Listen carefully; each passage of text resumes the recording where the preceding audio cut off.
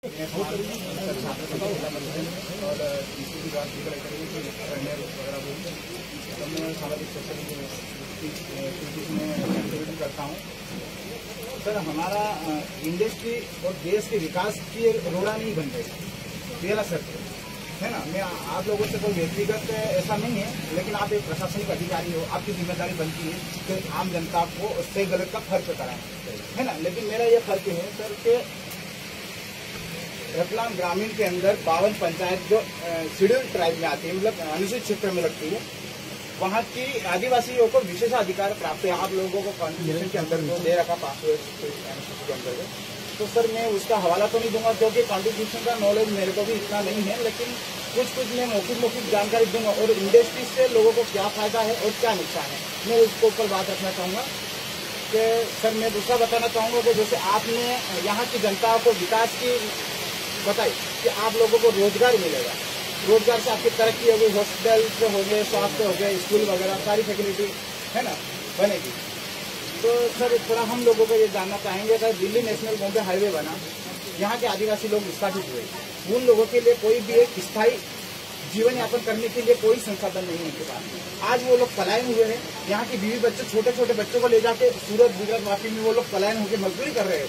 कई सारी घटना ऐसी हो गई कि किसी बच्चे के ऊपर ईंट गिरी तो बच्चा खुदा न खास्ता खत्म हो गया, रोड एक्सीडेंट में मारा गया। तो ऐसे हमारे लोग यहाँ से अगर जमीन इस ग्राम की जमीन विरोध के अंदर लगती है तो ग्रामीण को उससे कोई आपत्ति नहीं, लेकिन यहाँ जो बनने वाले निवेश क्षेत्र है, निवेश क्षेत्र से यहाँ का जो पोल्यूशन होगा, प्रदूषण होगा, ऑक्सीजन पदार्थ हो गए या तो कोई उसका जो हानिकारक जो पानी है डंप करेंगे हजारों फीट के अंदर, डंप करने से यहाँ की उर्वरक क्षमता जो भूमि की वो नष्ट होगी।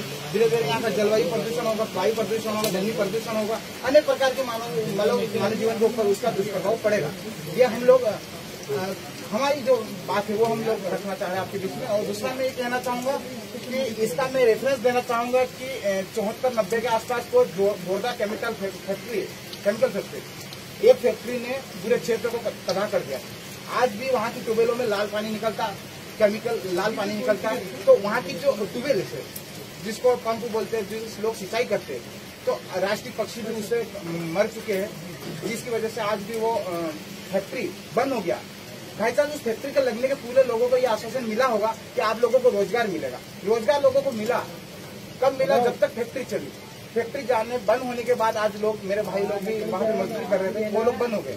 उन लोगों ने मजदूरी करी, तो वो मजदूरी निजी काम है, तो निजी काम है जब तक वो लेबर की आवश्यकता जब तक रखते उसको हटा देते। और क्या योग्यता उसमें रहेगी सर के मैं जानना चाहूंगा आपसे। तो रोजगार जो लोगों को मिलने वाला है, यहाँ कुछ मतलब 90% लोग निरक्षर लोग हैं, सिर्फ 10% लोग शिक्षित साक्षर है। तो कितने लोगों को यहाँ पे रोजगार मिलेगा और रोजगार देने की क्या क्वालिफिकेशन होगा, किसके हिसाब से उन लोगों को रोजगार मिलेगा। और आप दूसरी बार आपने बताया कि यहाँ पे इंडस्ट्री जो बन रहा है, फैक्ट्री लग रही, तो वो आप लोग एक स्टाम्प पे लिख के दे दीजिए कि सर यहाँ पे कोई रासायनिक केमिकल या कोई ऐसी मानव जीवन यापन करने का जो उनको कोई प्रदूषित नहीं होगी, यहाँ की भूमि यथावत बनी रहेगी और आम जन को कोई किसी प्रकार की समस्या नहीं होगी। और दूसरी बात आपने बताया कि यहाँ जो बनने वाला इंडस्ट्री क्षेत्र है ये सिर्फ सरकारी जमीन को एक्वायर कर रहा है। तो सरकारी जमीन एक्वायर कर रहा, अगर मेरा घर है, मेरा खेत है, अगर पड़ोसी वहाँ पे धुआं निकालेगा, वो धुआं निकलेगा तो मेरे घर आएगा।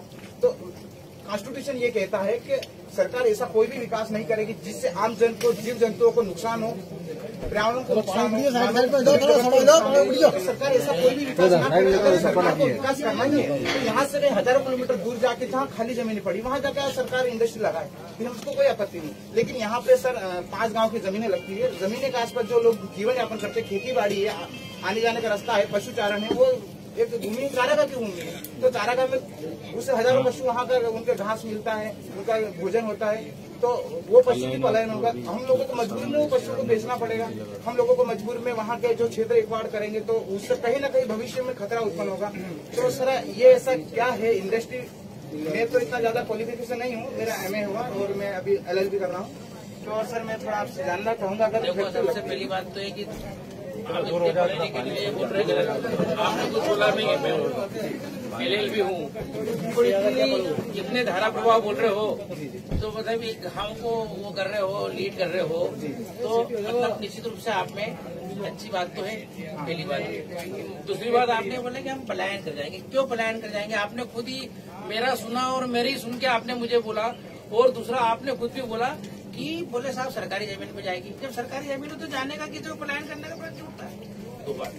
तीसरी बात आपने बोली पोल्यूशन का, तो मैंने आपको फिर बताया कि देखिए आजकल इंडस्ट्रियलाइजेशन क्या होता है, पुरानी तकनीकी वगैरह सब खत्म हो गई है, ठीक है ना।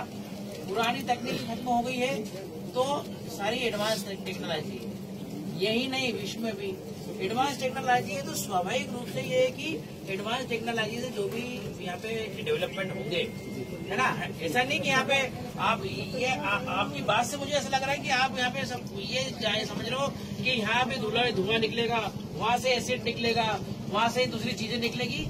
ये ऐसा आप परसेप्शन दे रहे हो। नहीं मेरी बात सुनो, मैंने बोला आपको ऐसा परसेप्शन नहीं लाना चाहिए। क्योंकि क्या है, अगर कोई केमिकल इंडस्ट्री भी होती है, जिस अभी तो ये नहीं पता आप लोग कौन सी इंडस्ट्री आएगी, लेकिन मान लो जैसा आप बोल रहे हो आजकल, अगर मान लो यदि केमिकल इंडस्ट्री में निकली तो क्या होगा,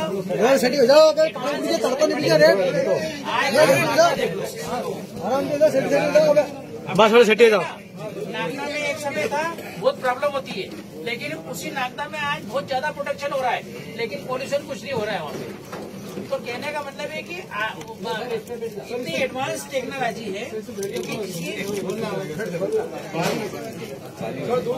इतनी एडवांस टेक्नोलॉजी है कि पोल्यूशन की संभावनाएं खत्म हो गई है। बात आती है, आपने बोला कि क्या धंधा मिलेगा, देखिए अपने वहाँ आज जमुना बड़े मैडम है, जानते हो ना क्या है वो,